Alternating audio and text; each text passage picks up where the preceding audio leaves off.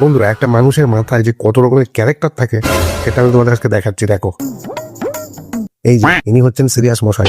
ইনি লাইফে সব বিষয় নিয়েই সিরিয়াস, কাজে কিছুই লাগাতে পারে না। আর এনার কথা কি বলবো, ইনি তো আলসে, সবসময় ফাঁকি মারার ধান্দা, ফাঁকিবাজ।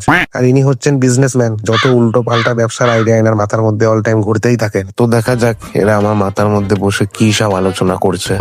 শোন ভাই, কাল থেকে কিন্তু আর সময় নষ্ট না, একটু সিরিয়াস হতে হবে লাইফে। কাল থেকে সময় মতো সবকিছু করতে হবে, টাইম মতো পড়তে বসতে হবে, আর চাকরির জন্য প্রস্তুতি নিতে হবে।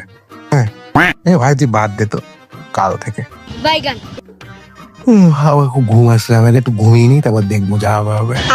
হ্যাঁ রে, তোর বয়স 25 হলো তাই না? এবার তো লাইফে কিছু আচ্ছা কর, কিছু একটা ভালো কিছু ভাব।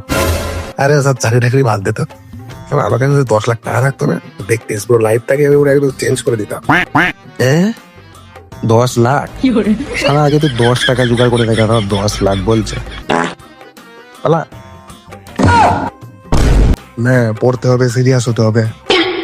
না না, আগে মন ভরে ঘুমাতে হবে, না ব্যবসা করতে হবে। তোরা কি থামবি? আমার মাথার ভেতরে কি তোরা গোল মিটিং বসিয়েছিস না রাজনীতিবাদী সংসদ বসিয়েছিস?